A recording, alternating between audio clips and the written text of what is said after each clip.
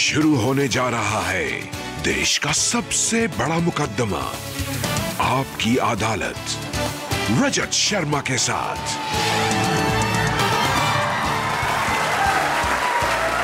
नमस्कार, आपकी अदालत में आपका स्वागत है। आपकी अदालत में आज पेश करेंगे एक ऐसे तपस्वी को जिन्होंने बड़ा मुश्किल जीवन जिया है और ये उनकी अपनी चॉइस है। ये जैन परंपरा के मुनि हैं, पूरे दुनिया में इनके करोड़ों अनुयायी हैं। ये कड़वे वचन बोलते हैं, लेकिन इसके बाद भी इनकी लोकप्रियता बहुत है और समाज के अलग अलग लोगों से मेरे पास रिक्वेस्ट आई थी इनको आपकी अदालत में बुलाने के लिए। मैं आमंत्रित कर रहा हूं मुनि श्री तरुण सागर महाराज को। प्लीज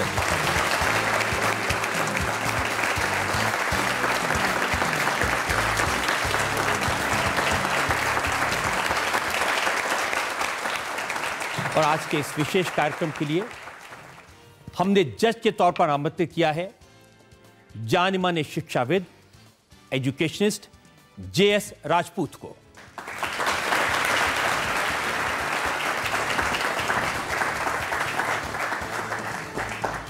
और इससे पहले कि आपकी अदालत में मुकदमा शुरू करें, इल्जामात और सवालात का सिलसिला शुरू करें, आज के जज जेएस राजपूत की इजाजत चाहेंगे आज की कार्रवाई शुरू करने के लिए। कार्रवाई शुरू की जाए। और इससे पहले कि मैं पहला इल्जाम लगाऊं, सफाई मांगूं, एक नजर डालेंगे मुनि तरुण सागर के जीवन पर। जैन मुनि तरुण सागर को क्रांतिकारी संत कहा जाता है। मुनि तरुण सागर की विशेषता है कड़वे प्रवचन। इनके प्रवचन सुनने के लिए देश भर में लाखों लोग इकट्ठा होते हैं। मुनि तरुण सागर कड़वी बातें बोलते हैं और इनके कड़वे प्रवचन पुस्तक के रूप में भी लोकप्रिय हुए हैं। मध्य प्रदेश के दमोह जिले के एक गांव में जन्मे मुनि तरुण सागर ने 13 वर्ष की उम्र में अपना घर छोड़ दिया और सन्यासी बन गए। 20 वर्ष की आयु में इन्होंने दिगंबर मुनि दीक्षा ली। मुनि तरुण सागर ने सभी सांसारिक वस्तुओं को त्याग दिया। ये कपड़े नहीं पहनते और हमेशा पैदल यात्रा करते हैं। मुनि तरुण सागर के करोड़ों अनुयायी हैं, लेकिन ये चर्चा में रहते हैं अपने बेबाक विचारों की वजह से। तो आपकी अदालत में आज का एक खास मुकदमा शुरू करते हैं। आपकी अदालत में पहला इल्जाम मुनि तरुण सागर पर। आपकी अदालत में जैन मुनि तरुण सागर पर आरोप है कि इनकी जीवन शैली व्यावहारिक नहीं है। मुनि जी, ये सही है कि आप छोटी सी उम्र में घर छोड़ करके चले गए थे? तो क्या हुआ था कि नंबर नहीं आए थे, माँ ने डांटा था या पिताजी ने पिटाई की थी?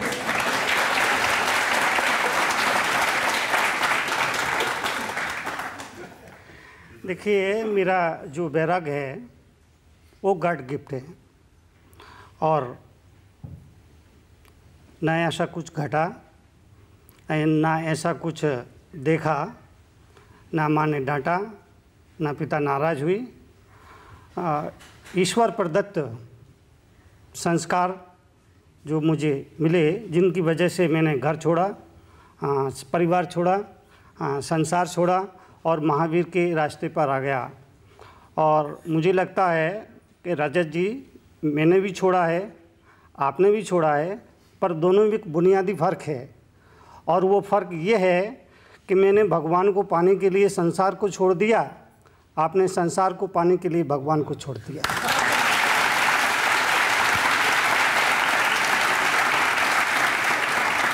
मैंने तो सुना कि आप कहते थे कि मैं भगवान बनना चाहता हूं। आप भगवान बनने के लिए आपने सब कुछ छोड़ दिया। इसमें भी तो लालच है।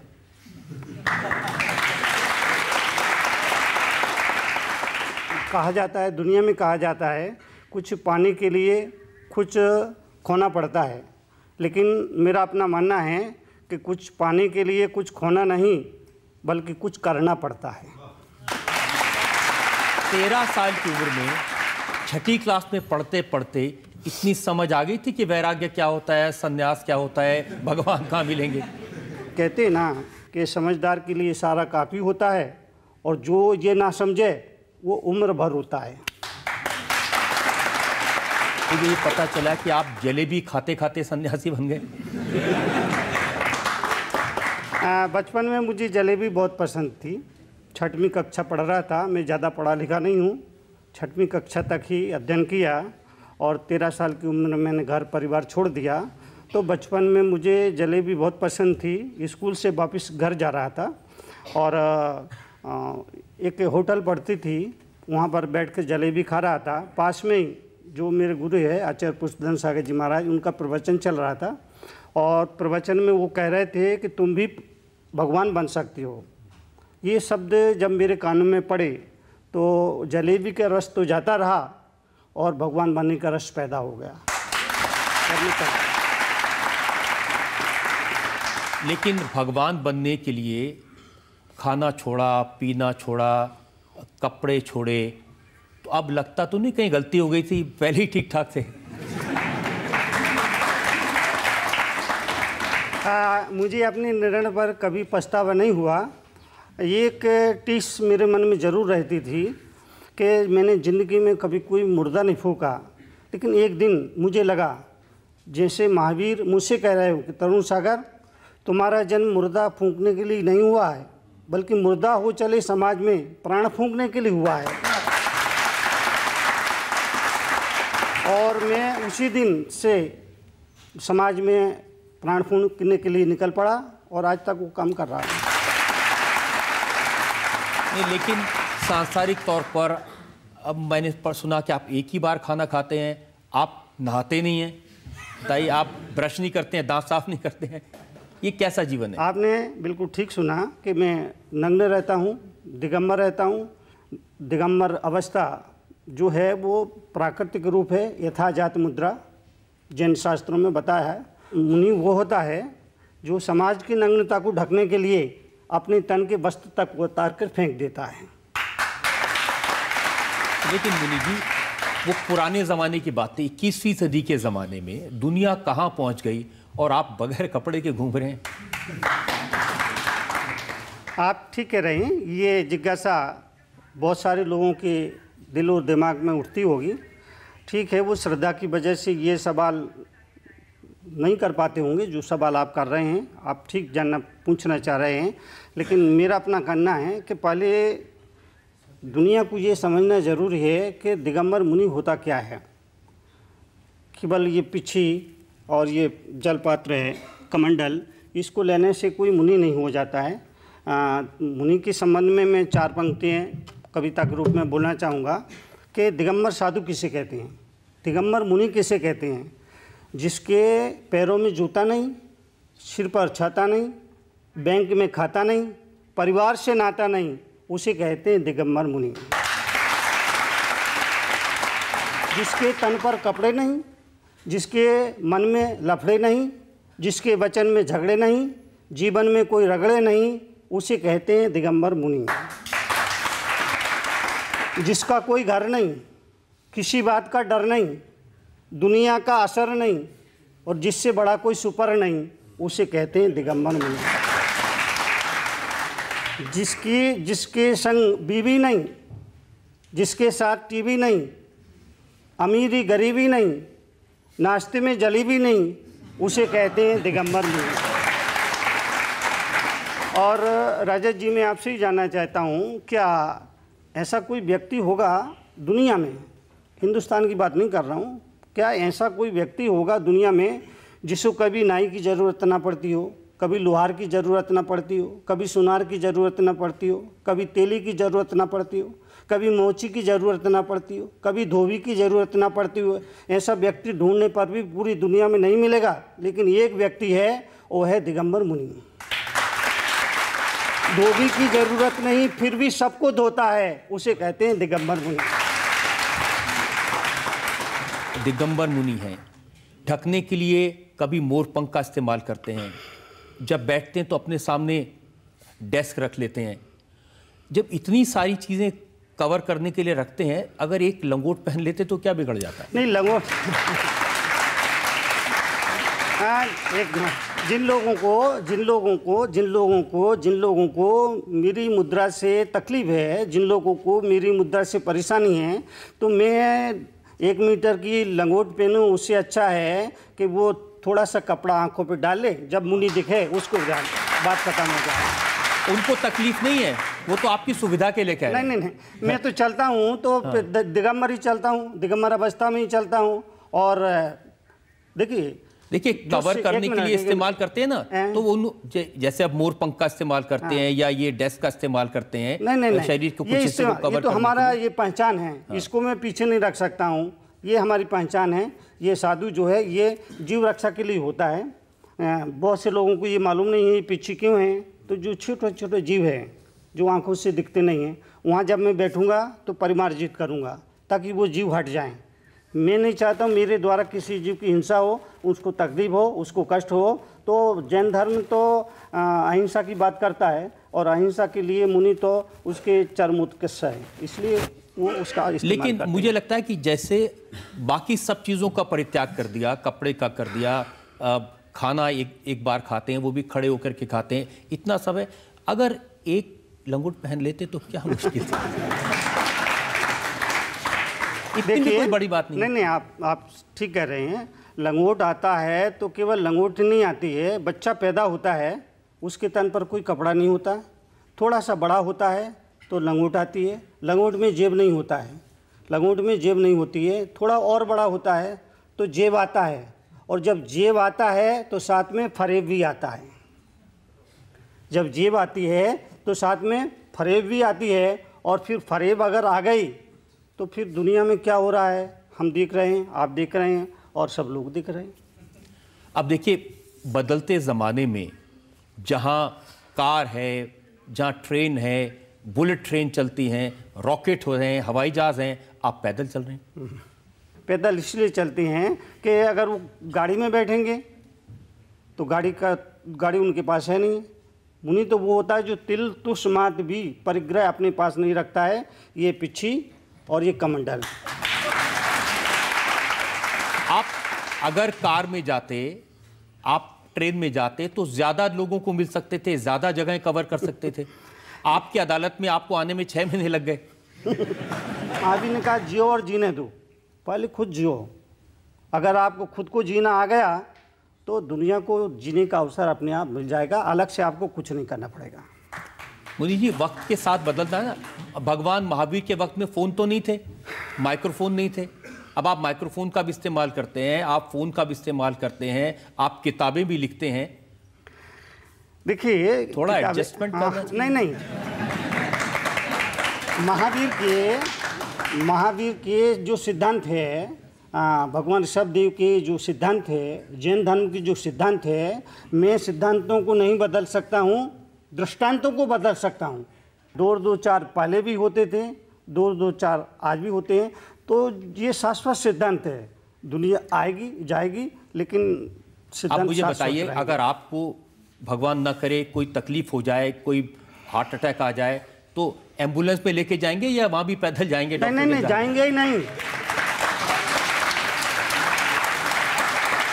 अगर ऐसा कुछ होता है तो जैन मुनि अस्पताल में एडमिट नहीं होता है, वो जाता ही नहीं है, कभी दवाई नहीं लेगा, कोई इंजेक्शन नहीं लेगा, फला नहीं लेगा, ढिला नहीं लेगा, वो जाएगा ही नहीं। पैदल एम्बुलेंस की तो सवाल ही नहीं उठता, वो जाएगा ही नहीं। ऐसे भी हमने मुनि देखे हैं जो हवाई जहाज का इस्तेमाल करते हैं, हेलीकॉप्टर का इस्तेमाल करते हैं। वो महावीर का मार्ग नहीं है, वो महावीर का मार्ग नहीं है, वो अपवाद मार्ग है। महावीर का मार्ग जो असली है, महावीर वो राजकुमार थे, महावीर राजकुमार थे, राजपुत्र थे, लेकिन एक समय उनको बैराग आया और उन्होंने सब कुछ छोड़ दिया। एक बात याद रखना चाहिए, महावीर ने कहा कुछ पाना है कुछ छोड़ो, कुछ पाना है कुछ छोड़ो, बहुत कुछ पाना है बहुत कुछ छोड़ो, पर सब कुछ पाना है तो सब कुछ छोड़ो। अब छोड़ने की कहाँ बात हो रही? देखिए, ये आपके यहाँ से जो पत्रिकाएं छपती हैं वो देखी मैंने, अहिंसा महाकुंभ। अब ये आपकी तस्वीर छपी हुई है, कमल का फूल बना है, उसके ऊपर आप बैठे हैं, चारों तरफ महिलाएं हैं जो आरती लेकर खड़ी हैं। अब ये छोड़ा क्या? ये तो पाया ही पाया है।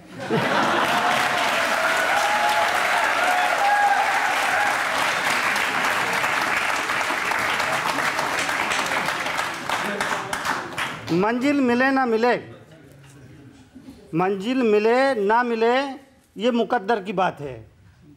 हम कोशिश ही न करें, ये तो गलत बात है।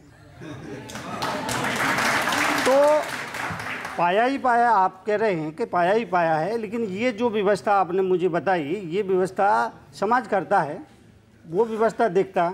यहाँ पर मैं बैठा, ये आसन लाया गया, ये चौकी लाई गई, तो ये समाज का काम है, वो आदर देता है, सम्मान देता है, ये समाज की ड्यूटी है। मुझे तो नीचे बैठने की ज़रूरत पड़े तो नीचे भी बैठ जाऊँगा, ऊपर बैठने की ज़रूरत होगी ऊपर बैठ, ऊपर सिंहासन पर सिर्फ इसलिए बैठना पड़ता है कि वो मजबूरी है।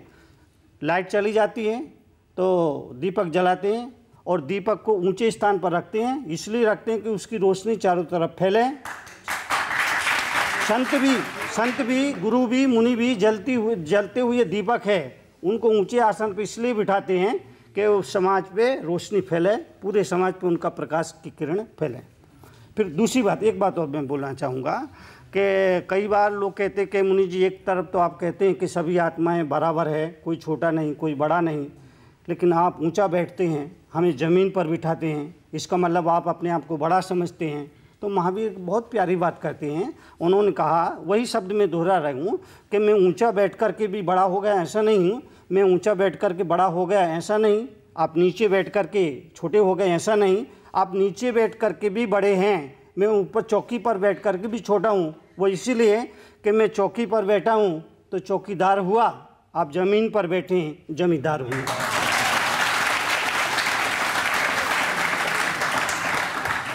ये बता दीजिए कि जो 13 साल की उम्र में आप भगवान बनने निकले थे, भगवान बन गए या अभी बाकी है थोड़ा?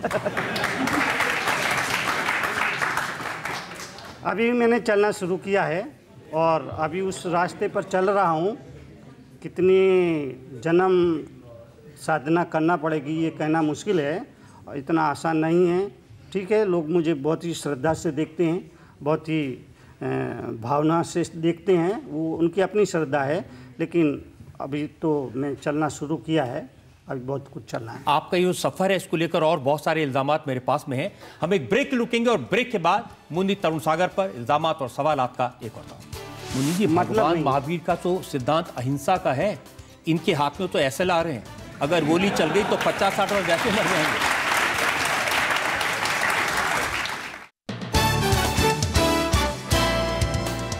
Welcome back. आपकी अदालत में आज हम एक खास मुकदमा चला रहे हैं। हमारे साथ जैन मुनि हैं, ऐसे मुनि जो दिगंबर हैं, कपड़े नहीं पहनते, ऐसे मुनि जो हमेशा पैदल चलते हैं, ऐसे मुनि जो कड़वे वचन कहते हैं लेकिन उनकी लोकप्रियता अपार है। आपकी अदालत में अगला इल्जाम मुनि तरुण सागर पर। आपकी अदालत में जैन मुनि तरुण सागर पर आरोप है कि इनके दोहरे मापदंड हैं। मुनि जी, आप कह रहे हैं कि आपको किसी चीज से मोह नहीं है, न बैंक खाता है, न जेब में कुछ पैसे हैं। अरे जेब ही नहीं तो पैसे कहाँ से होंगे भैया? तो लोग मेरे से बोलते हैं, मुनि जी हम आपसे बहुत प्रभावित है, हम हमेशा आपके संपर्क में रहना चाहते हैं, आप अपना एड्रेस दे दीजिए। तो मैं कहता हूँ भैया, जिस आदमी की ड्रेस ही नहीं उसका एड्रेस कहाँ से होगा? तो जिस आदमी के कोई ड्रेस नहीं, कोई माया नहीं, कोई मोह नहीं, उसको रक्षा करने के लिए ऐसे बड़ी संख्या में पुलिस वाले क्यों दिखाई देते हैं? ये देखिए, मेरे पास तस्वीरें हैं, ये तस्वीरें हैं, आप बैठे हैं और चारों तरफ पुलिस, ये आप चल रहे हैं और आपके आसपास ये ब्लैक कैट कमांडोज।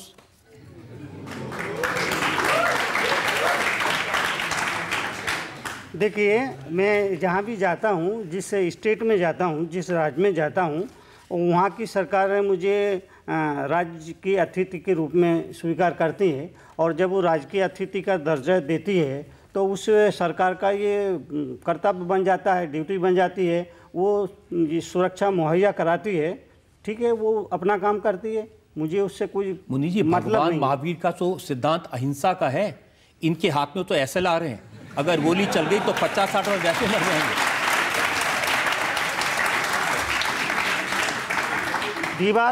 दीवार पर कुछ ना लिखें, ये बताने के लिए तो कुछ लिखना ही पड़ता है। तो मैं समझता हूँ ये जो सरकार अपनी ड्यूटी निभाती है, मैं उससे परहेज नहीं करता हूँ। अगर वो रखती है और ये व्यवस्था देखती है तो अच्छा ये तो सरकार की भी ड्यूटी बन जाती है, जहाँ हजारों लोग। आप ही कह रहे हैं कि एक मिनट अब मेरी बात तो सुन लीजिए, आप ये मोर पंख रखते हैं कि कोई कीटाणु भी ना मरे, जहां बैठे उसे साफ कर लेते हैं, लेकिन पीछे वो बंदूक वाले खड़े हैं और वो बंदूक भी नहीं है, SLR है, सेल्फ लोडिंग राइफल, एक बार चल गई तो 50-60 वैसे ही मर जाएंगे। नहीं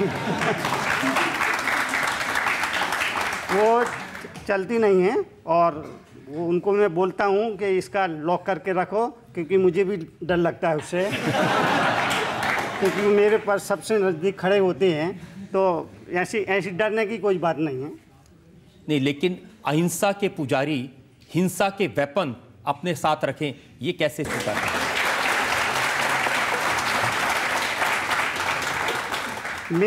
मेरा उसमें कोई वो नहीं रहता है, ठीक है, वो व्यवस्था है, वो व्यवस्था करते हैं, तो मैं उसको नकारता भी नहीं हूँ और मनाही भी नहीं करता हूँ। देखिए, आप पाकिस्तान के बारे में बयान देते हैं, आप पाकिस्तान को शैतान कहते हैं और कहते हैं कि पाकिस्तान को उसकी भाषा में जवाब देना चाहिए। अब पाकिस्तान को उसकी भाषा में जवाब देंगे तो गोली चलाएंगे, टैंक ले जाएंगे, हिंसा नहीं होगी?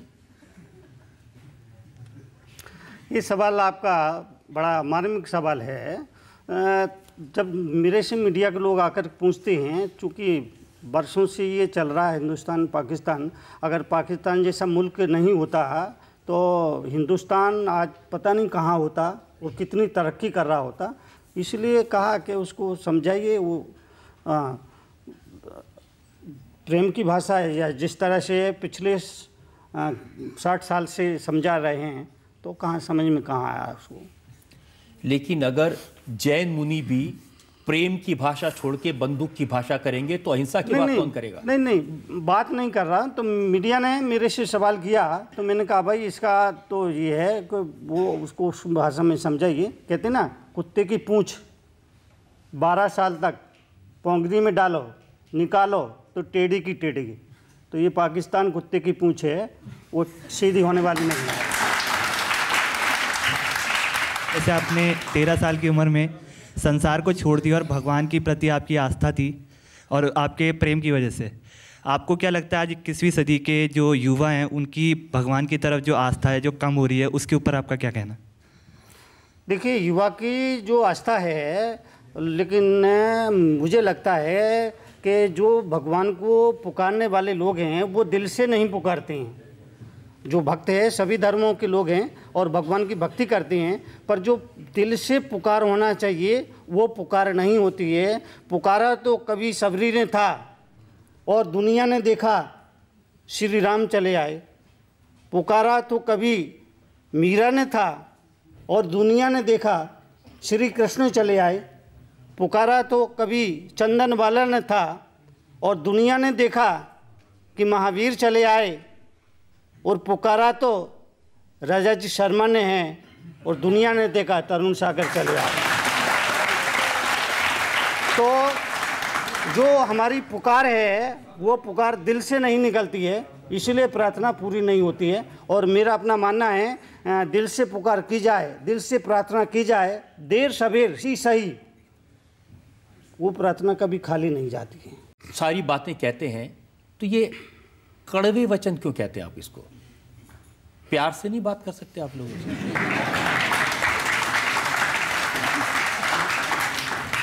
रजा जी शुरू के 10 साल में बहुत प्यार से बोला, बहुत मीठा बोला, बहुत मीठा बोला, बहुत मीठा बोला, बहुत मीठा बोला, बहुत मीठा बोला, बहुत मीठा बोला। लेकिन उस मीठे बोलने का दुष्परिणाम ये हुआ कि मैं बोलता था, लोग सोते थे। मैं बोलता था, लोग सोते थे, उन्हें लगता था मुनि जी लोरी गा रहे हैं। एक दिन मुझे लगा जैसे महावीर मुझसे कह रहा है कि तरुण सागर ये अंधे और बहरे लोग हैं। और उस समय मुझे सुनने के लिए ये हजारों लोग नहीं आते थे, बामुश्किल से 25-50 लोग आते थे। और 25-50 भी जिनको बेटा दुकान पर नहीं चढ़ने देता था और बहू घर में टिकने देती थी, वो आ जाते थे। तो मुझे लगा महावीर ने कहा, मुनि तरुण सागर ये अंधे और बहरे लोग हैं, ये ना आपको कुछ सुन पा रहे हैं, कुछ समझ पा रहे हैं, इसमें टाइम बर्बाद मत करो। अगले ही दिन में एक ऐसा वक्तव्य दिया, हिंदुस्तान का आधा जैन समाज मेरे खिलाफ था और मुझ पर इस बात का दबाव था मैं अपना वक्तव्य वापस लूँ, लेकिन मैंने कहा ये वक्तव्य वापस लेने का सवाल नहीं उठता है, ये मेरे जीवन की सोची समझी रणनीति है। मुझे सारे जीवन इसी मिशन पर काम करना है, कोई चले ना चले मैं इस मिशन पर चलता रहूँगा। पर वो पंक्ति आपको याद होगी ना कि जिनमें अकेले चलने के हौसले होते हैं एक दिन उनके साथ काफिले होते हैं। यदि आप बाप बेटी की बात करें, आपने तो शादी नहीं की, आपका तो परिवार नहीं है, आप लोगों को बताते हैं पति पत्नी के रिश्ते कैसे अच्छे होने चाहिए।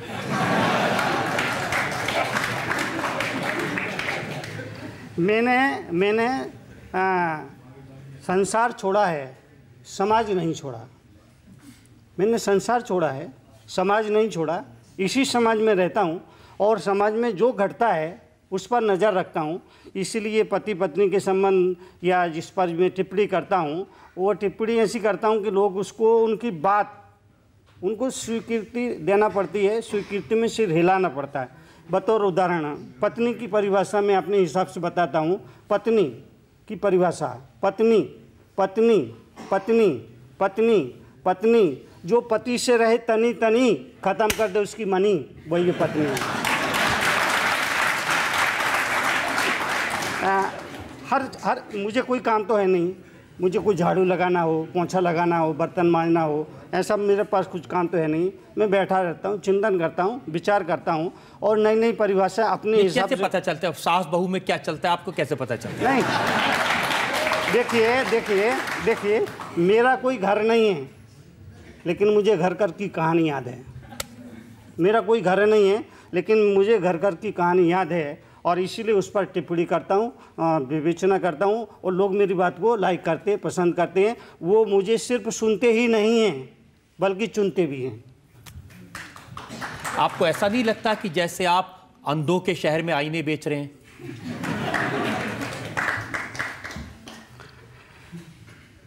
कोई जागे ना जाएगी ये मुकद्दर उसका।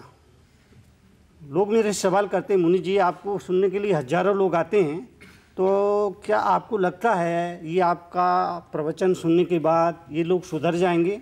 तब मैं उनसे सिर्फ इतना ही कहता हूँ, कोई जागे ना जागे ये मुकद्दर उसका, मेरा फ़र्ज है आवाज़ लगाते रहना।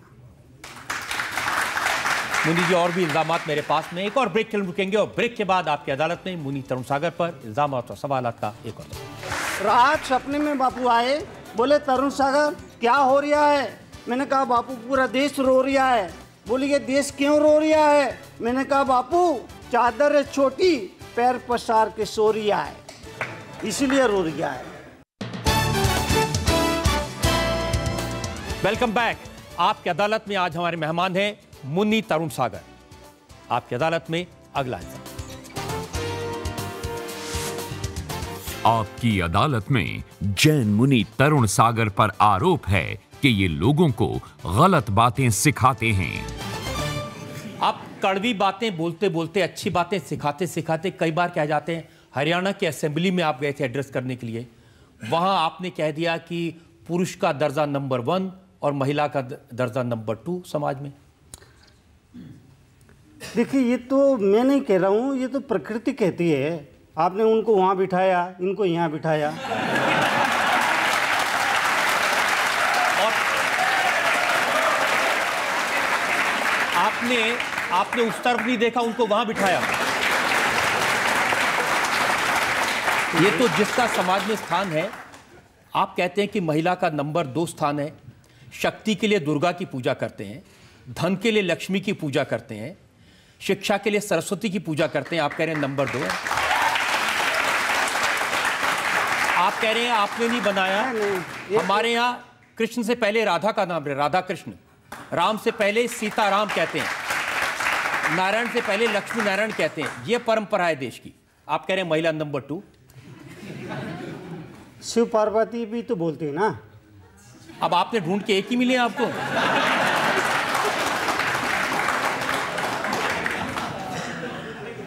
ये जो बात है, देखिए इसमें मतभेद हो सकता है। मैं नारी शक्ति को कमज़ोर समझ रहा हूँ, ऐसा नहीं है। नारी हर हाल में भारी।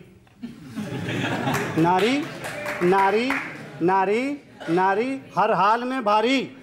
पुरुष सदा उसका आभारी।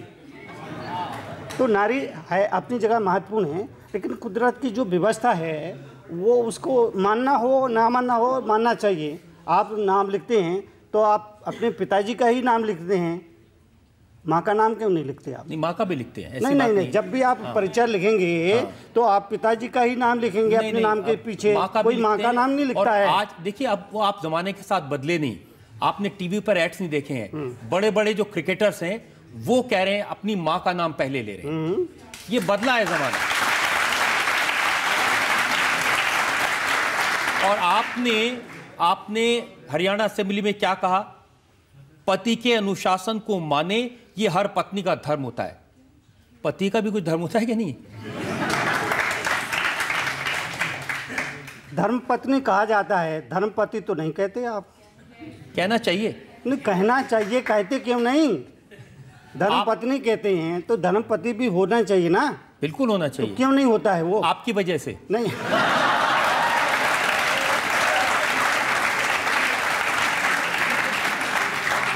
आप लोगों को ऐसी बातें सिखाते हैं। नहीं नहीं नहीं, ऐसा नहीं। देखिए, वो जो बात मैंने कही, मीडिया ने उसको काफ़ी उस पर विचार विमर्श हुआ, डिस्कस किया और उसको अलग अंदाज में लिया। मेरा कहने का उस समय ये मतलब था कि राजनीति और धर्म का आपस में क्या संबंध है। तब मैंने कहा था कि धर्म जो है वो पति है, राजनीति है वो पत्नी है, इन दोनों का संबंध, ये बात मैं कह रहा था। अब मीडिया ने उसको किस तरह से लिया, ये मीडिया का काम था, मेरा तो ऐसा अभिप्राय नहीं था। मैं कैसी नारी को व्यवस्था हल्का है, दिखाऊं। ये कैसा समाज है आपका? अगर कोई महिला संत हो, वो निर्वस्त्र होकर आ जाए, उसको स्वीकार कर लेंगे? नहीं, देखिए, ये व्यवस्था है, ये व्यवस्था है। और व्यवस्था के सहित जैन शास्त्रों में भी स्त्री के लिए जो एक पद है, उसको पद में यही कहा है कि वो वस्त्रों में रहे, निर्वस्त्र, उसके लिए आज्ञा नहीं है, अनुमति नहीं है। और ये केवल जैन धर्म में ही नहीं, ये सभी धर्मों में जो नागा साधु होते हैं, वैष्णव में, उनमें भी यही नियम है। तो देखिए, आपके अलग अलग स्टैंडर्ड हुए ना। आप कह रहे हैं कि ये मीडिया ने बात को उल्टा सीधा कर दिया, लेकिन मेरे पास आपका दूसरा भी बयान है जिसमें आपने कहा जीन्स पहनने वाली माँ बच्चे को आंचल कहाँ से देगी? अब माँ जीन्स ना पहने, ये कौन सा कानून? ये सवाल आप लाते कहाँ से है, पहले मेरे को ये बताओ।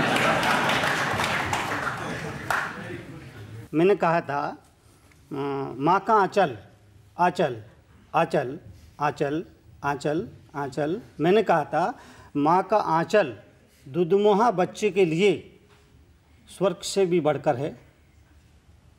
एक माँ का आंचल ही है जिसे जहाँ पर जाकर बच्चा अपने आप को सबसे ज़्यादा महफूज समझता है। माँ का दूध पीता हुआ बच्चा भी ये समझता है कि उसका बैकुंठ यही है। और माँ भी अपने बच्चे को ढक लेती है कि कहीं मेरे मुन्नी को नज़र न लग जाए।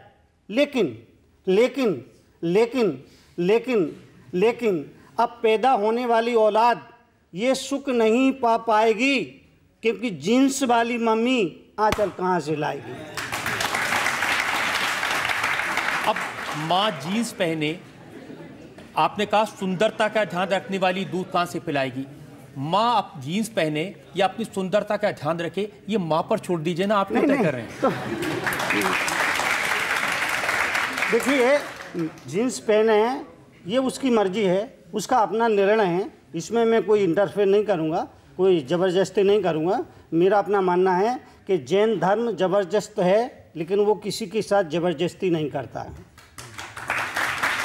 तो मैं भी ज़बरदस्ती क्या पहनना क्या नहीं पहनना, ये निर्णय उसको करना है, इसमें मेरा कोई इंटरफेयर नहीं। आप जैसी बातें कहते हैं, अब लोग क्या सोचेंगे? आपके सामने जो ऑडियंस बैठी होती है, आप उसको गधा कह देते हैं। तो मैं गधा नहीं कहता हूँ, मैं तो एग्जाम्पल देता हूँ। मैं एग्जाम्पल दिया, मैंने एग्जाम्पल दिया कि मैं जिस कमरे में रुका, उस कमरे में छिपकली छत पर चिपकी, तो मैंने उस छिपकली से पूछा कि भाई तुम लोग छत पे लटकी रहती है हमेशा, फर्श पे कभी दिखाई नहीं देती, इसकी वजह क्या है? तो छिपकली ने मेरे से कहा कि मुनि जी, आपको पता होना चाहिए, इस छत को हमने संभाल रखा है। अगर हम यहाँ से हट गए तो ये छत नीचे गिर जाएगी। तो फिर मैंने कहा कि जिस तरह से उस छिपकली को भ्रम है, उसी तरह से आदमी को भी भ्रम है कि इस परिवार को हमने संभाल रखा है, इस समाज को हमने संभाल रखा है, अगर हम नहीं होंगे तो ये परिवार बिखर जाएगा, ये समाज बिखर जाएगा। लेकिन मैं कहता हूँ कि तुम रहो ना रहो, तुम्हारे ना रहने से इन बेचारों की रौनक कभी खत्म होने वाली नहीं है। तो अब इसमें लेकिन तो आप क्या ऐसे ही तकलीफ है? कभी गधे का, छिपकली का, कुत्ते का बहुत उदाहरण देते हैं, उसके पीछे पड़े हैं। कुत्ता तो देखिए, कुत्ता कल्चर बहुत तेज़ी से बढ़ रहा है। कुत्ता कल्चर बहुत तेज़ी से बढ़ रहा है। कुत्ता कल्चर बहुत तेज़ी से, खास करके शहरों में कुत्ता कल्चर इतना बढ़ गया, इतना बढ़ गया, इतना बढ़ गया। आए दिनों टेलीविज़न पर देखते हैं बड़ी बड़ी हीरोइनें कुत्ते को लेकर गोद में बिठाकर उसका मुख चूमती हैं, और जब कोई बड़ी हीरोइन कुत्ते का मुख चूमती है, इस देश का नौजवान खड़ा खड़ा भगवान से विचार करता है, प्रार्थना करता है, हे भगवान अगले जन्म में कुत्ता ही बनाना है।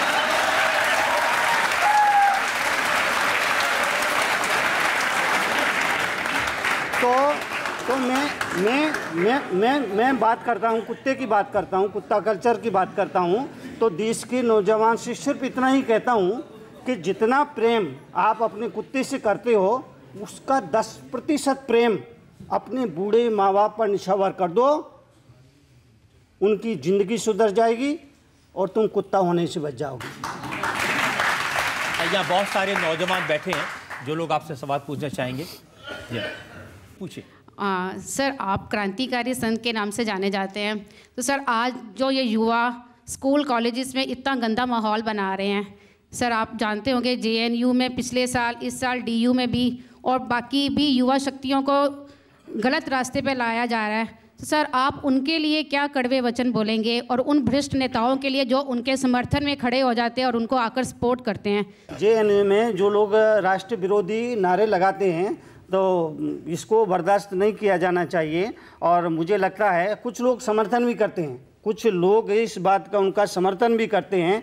मुझे लगता है ये देश के लिए शुभ संकेत नहीं है, और सख्त रूप से विरोध होना चाहिए, और ऐसे लोगों को सजा का प्रावधान होना चाहिए। मैंने तो ये भी सुना है कि गांधी जी आपके सपने में आते हैं, आपको बहुत कुछ कहते हैं। रात सपने में बापू आए, बोले तरुण सागर क्या हो रहा है। रात रात रात रात सपने में बापू आए, बोले तरुण सागर क्या हो रहा है। मैंने कहा बापू पूरा देश रो रहा है। बोले ये देश क्यों रो रहा है। बोले ये देश क्यों रो रहा है। मैंने कहा बापू अपनी तो धुलती नहीं, दूसरों की धो रहा है, इसीलिए रो रहा है। रात सपने में बापू आए, बोले तरुण सागर क्या हो रहा है। मैंने कहा बापू पूरा देश रो रहा है।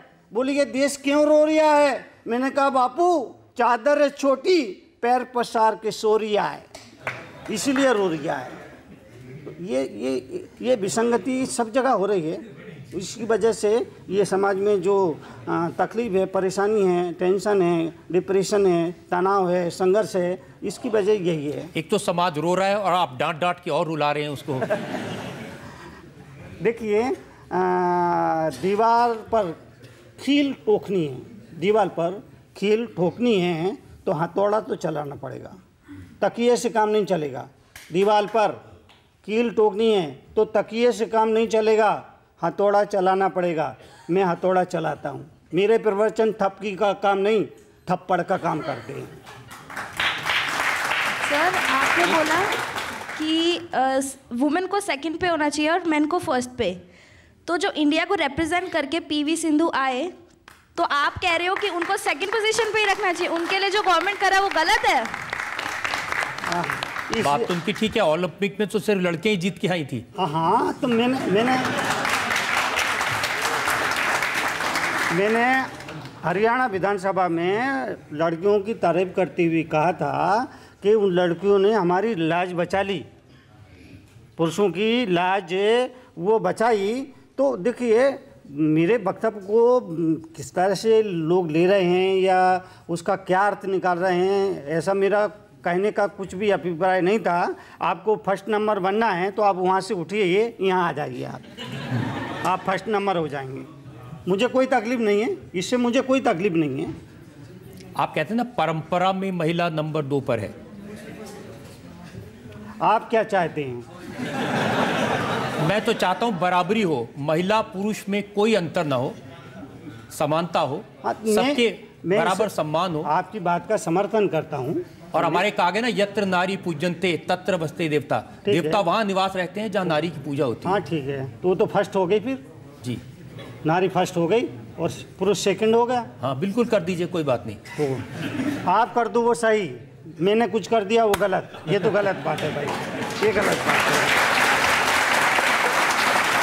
आपके प्रवचन को लेकर बहुत सारे सवाल मेरे पास में हैं। हम एक और ब्रेक के रुकेंगे और ब्रेक के बाद आपकी अदालत में मुनि तरुण सागर पर इल्जाम और सवालात का एक और सवाल। राहुल गांधी कहते हैं कि नोटबंदी से गरीबों का नुकसान हुआ। आप कहते हैं कि नोटबंदी बड़ा क्रांतिकारी कदम है।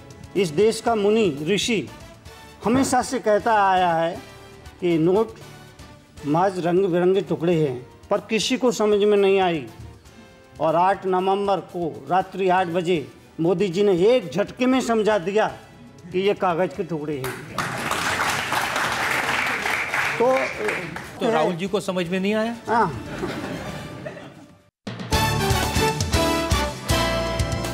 Welcome back. आपकी अदालत में आज हम मुकदमा चला रहे हैं एक ऐसे साधु पर जिन्होंने कष्ट का जीवन चुना है, जो निर्वस्त्र रहते हैं, पैदल चलते हैं, तरह तरह के तकलीफें सहकर समाज का काम करते हैं, कड़वे वचन बोलते हैं। आपकी अदालत में अगला इल्जाम मुनि तरुण सागर। आपकी अदालत में जैन मुनि तरुण सागर पर आरोप है कि ये धर्म की आड़ में राजनीति करते हैं। अब देखिए, आप साधु हैं, संत हैं, दुनिया से कोई मोह नहीं है, लेकिन हर वक्त आप नेताओं को कभी चोर कहते हैं, किसी को लुटेरा कहते हैं।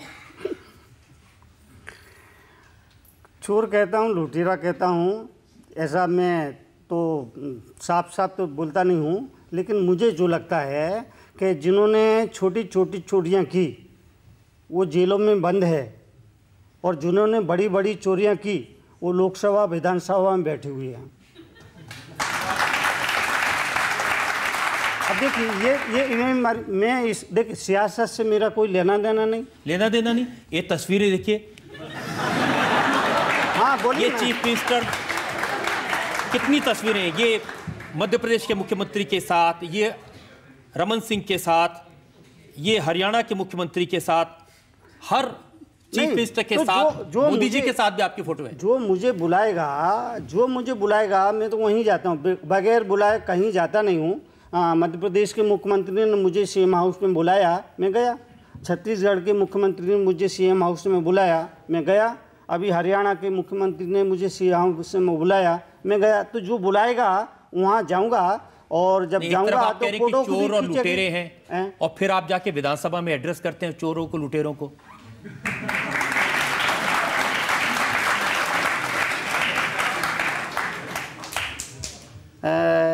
हर तीसरा भारतीय नागरिक भ्रष्ट है। हर तीसरा भारतीय नागरिक 3%, तीसरा भारतीय भ्रष्ट है, यानी 30% लोग भ्रष्ट है। 50%, 60% लोग भ्रष्टाचार के कगार पर है।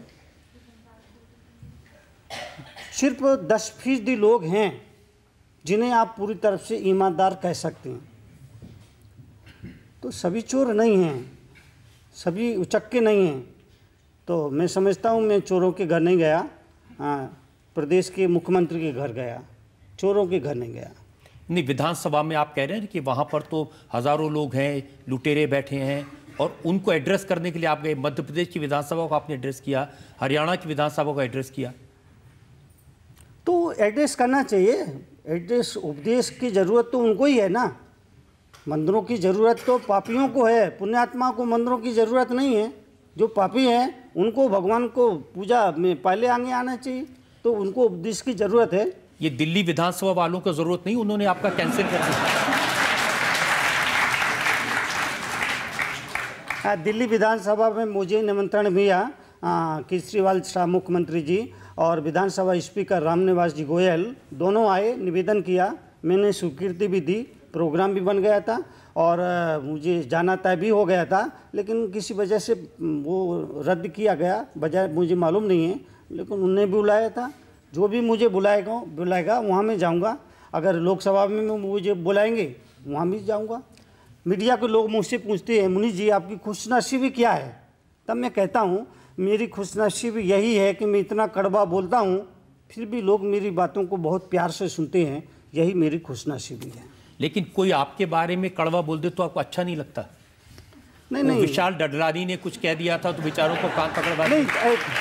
एक मिनट, हाँ, तो मेरी तरफ से क्या प्रतिक्रिया रही वो आपको मालूम है, मीडिया के आदमी हैं, आपको सब खबर है। मैंने हमेशा यही कहा कि भाई इस बात से मुझे कोई लेना देना नहीं है। ठीक है, उन्होंने टिप्पणी की है तो विचारों की अभिव्यक्ति का संविधान छूट देता है। मेरा एक ही वक्तव्य शुरू से आखिरी तक, मीडिया के जितने लोग आए मैंने एक ही वक्तव्य दिया। ठीक है, समाज के लोग हैं, उन्होंने इसका विरोध किया, विरोध करना भी चाहिए। वो अपनी जगह सही थे, मैं अपनी जगह सही था, और आप कहाँ थे मुझे मालूम नहीं।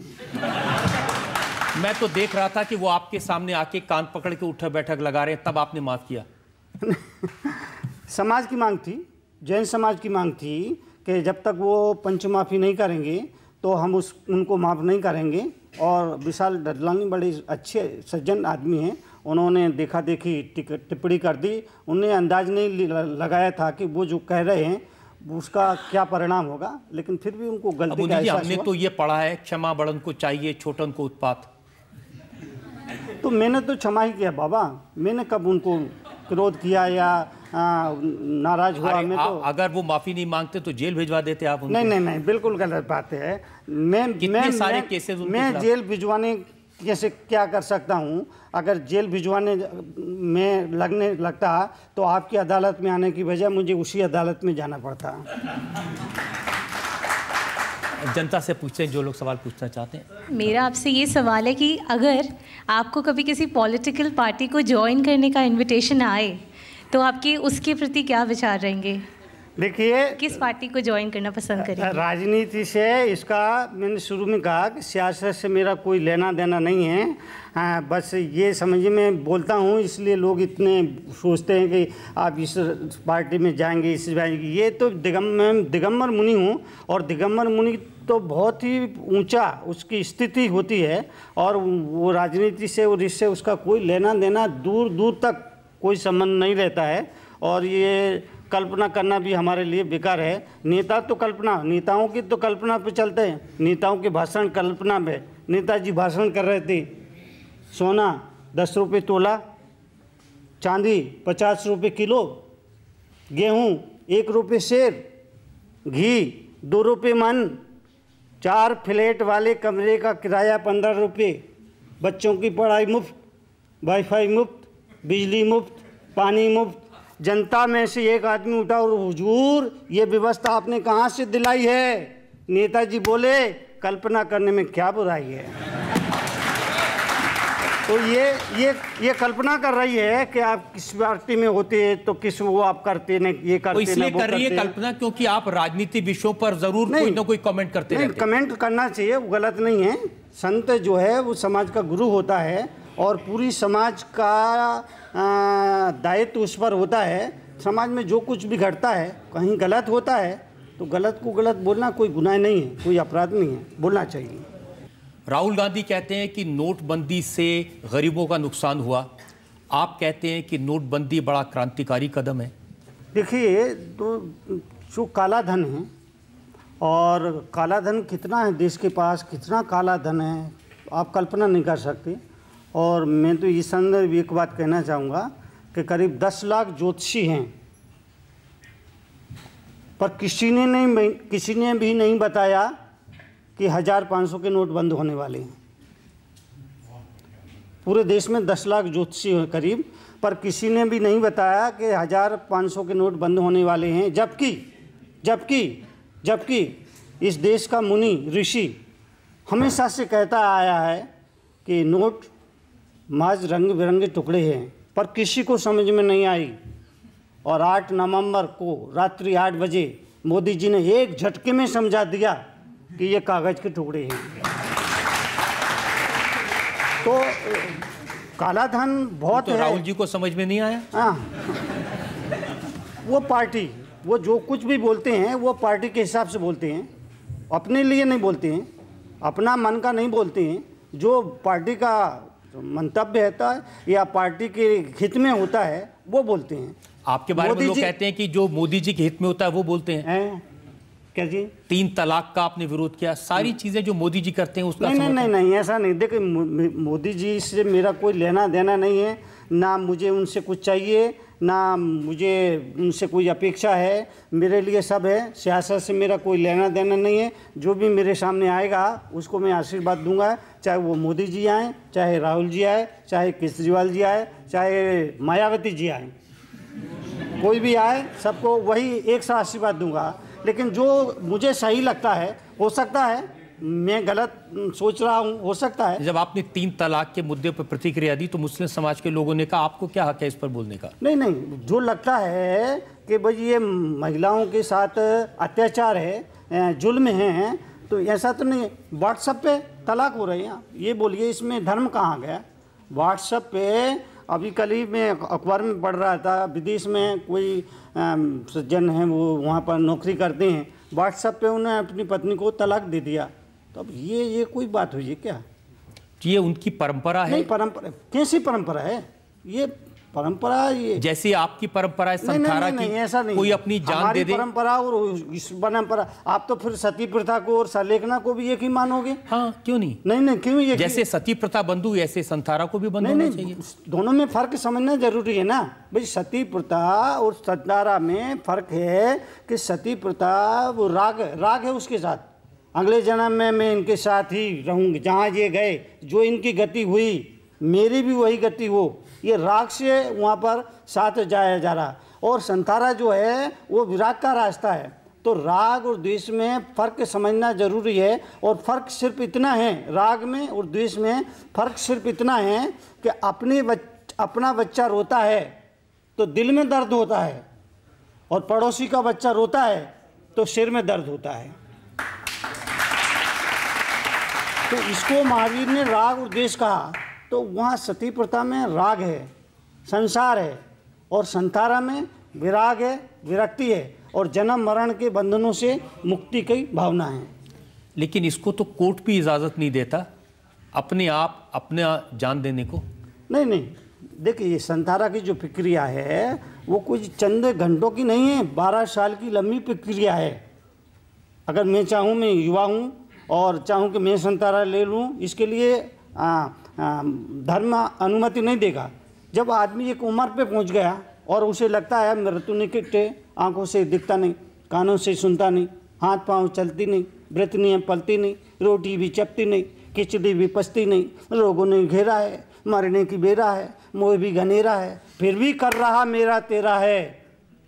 अपना कुछ ख्याल नहीं, दुनिया की चिंता, परिवार नाम जपता, अरहंत नाम भूला, परिवार नाम जपता, तृष्णा है बढ़ रही, बुद्धि है घट रही, अश्रुधार पड़ रही, मुख से लार बह रही, पड़ा पड़ा मर रहा पर हाय हाय कर रहा, पड़ा पड़ा मर रहा पर हाय हाय कर रहा। पत्नी है टोसती, बहुएं हैं कोसती, लड़के हैं पीटते, नाती घसीटते, दिन भर है जागता, रात भर है कांचता, दांत सभी टूट गए, खाना से ककड़ी, अंग अंग शिथिल भये, कमर गई अकड़ी, यमराज के आदेश से यमदूत ने चोटी पकड़ी, जाल खुद ही बना रहे जैसे बनाती मकड़ी, खेल कूद भूल गए छकड़ी, 3 चीज याद रही, नौन तेल लकड़ी। ऐसे मरने से अच्छा है कि भगवान का नाम लेते हुए मरे, धर्म ध्यान करते हुए मरे, साधना से मरे, व्याग से मरे, विरक्ति से मरे। उसको संथारा कहा। महावीर ने कहा अगर आप जीवन को उत्सव कैसे बनाएं, जीवन को उत्सव कैसे बनाएं ये जानना है तो आप गीता के पास जाइए, और मृत्यु को महोत्सव कैसे बनाएं अगर ये सीखना है तो महावीर के पास आइए। महावीर के शब्दों में मृत्यु मातम नहीं महोत्सव है। तो संथारा, सल्लेखना, समाधि मरण, पंडित मरण, ये सब एकार्थवाची है, और ये मृत्यु को महोत्सव बनाने की कला है। आप इतना अच्छा भाषण देते हैं, इतनी अच्छी अच्छी बातें कहते हैं, करोड़ों लोग आपके फॉलोअर हैं, तो आपको नहीं लगता कि आपको राजनीति में होना चाहिए था? मैं राजनीति में होकर क्या करता? अगर एक मिनट राजनीति में भी जाता तो अगर सपोज करो प्रधानमंत्री भी बन जाता तो मैं तो वो बन गया हूँ कि प्रधानमंत्री भी आके नमस्कार करेगा, प्रणाम करेगा। देखिए, जो जनता के द्वारा दी गई कुर्सी को स्वीकार करता है वो राष्ट्रपति होता है। जो जनता के द्वारा दी गई कुर्सी को स्वीकार करता है वो राष्ट्रपति होता है, पर जो उस कुर्सी को भी ठुकरा दे वो राष्ट्रपिता होता है। मुन्नी जी, हमने आपसे हर तरह के सवाल पूछे और अच्छी बात है कि आपने हर सवाल का बड़े मुस्कुरा के बेबाकी से जवाब दिया। हम एक ब्रेक के रुकेंगे और ब्रेक के बाद सुनेंगे आपकी अदालत में आज के जज JS राजपूत का फैसला आज के मुकदमे पर।